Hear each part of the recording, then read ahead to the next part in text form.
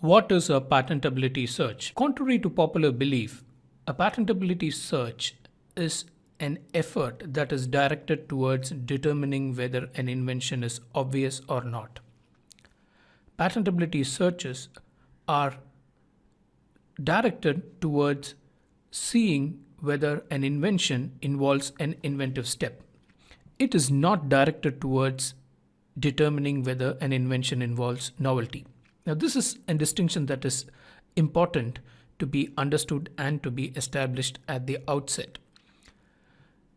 There is a provision in the Indian Patents Act, Section 13, which calls for a search for anticipation by previous publication or by prior claim. Now, in other words, this is a search that is done by an examiner when an application is filed.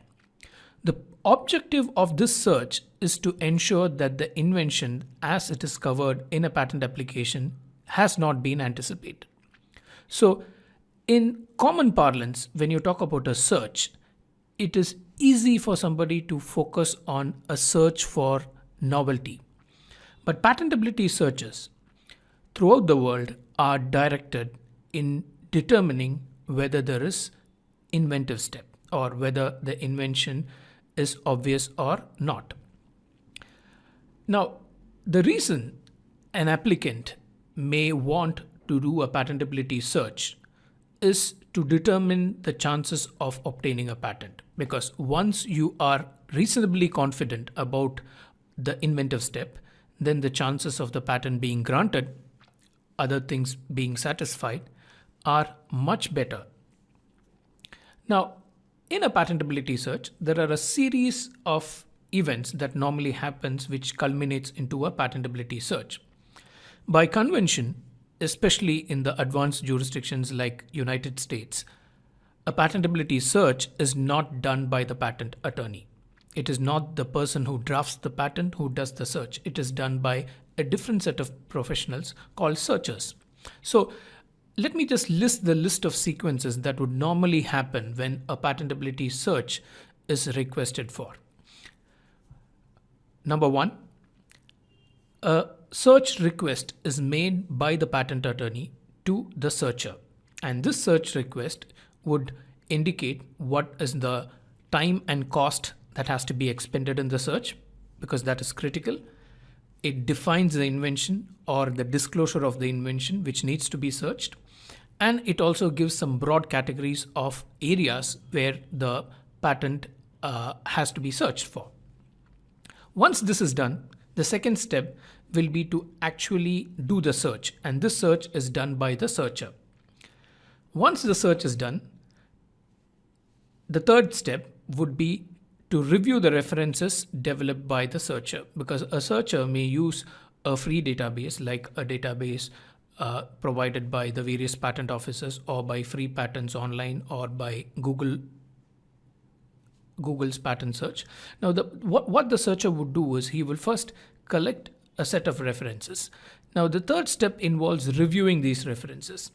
And the fourth step would be to report the results to the client, which could be the inventor himself, if the searcher is directly dealing with the inventor, or the patent attorney. How this report is communicated can have certain implications in patent law. Now, one thing that needs to be understood well is that a patentability search is not a search of validity. When you do a patentability search, when you do a search, it does not guarantee or it does not warrant the validity of an invention. Now, this is clear from the language of section 13(4).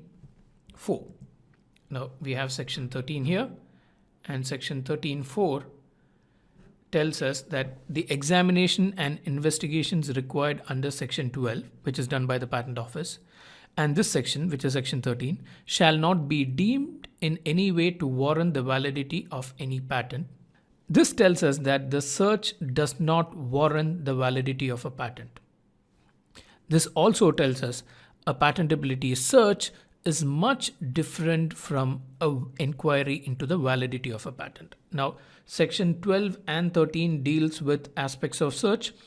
Aspects of validity are dealt in Section 64, which lists the grounds on which a validity can be questioned. So these two things are completely different. So you need to bear in mind that patentability search is not a report on the validity of a patent. The validity of a patent requires a much more in-depth analysis, and the validity report will actually make a statement on whether the patent is valid, what are the conflicting reasons, or give out the reasons why the patent should not be granted, or why it can be invalidated in case of a granted patent.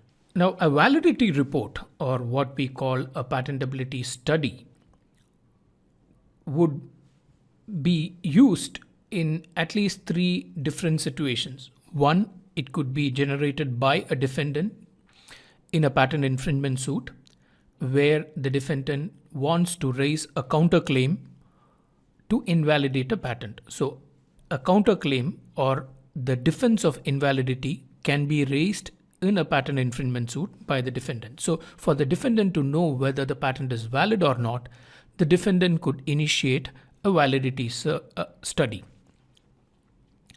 Now, the second instance could be where the patentee could ask for a validity study to ensure that he has a good chance of surviving a patent infringement suit where invalidity has been questioned. The third scenario where a validity study will be relevant is to ensure that a licensee or a person who is trying to buy out a patent can have an understanding on how much the patent is worth. So it's an equivalent for, or it could be used as a measure for understanding the value of a patent.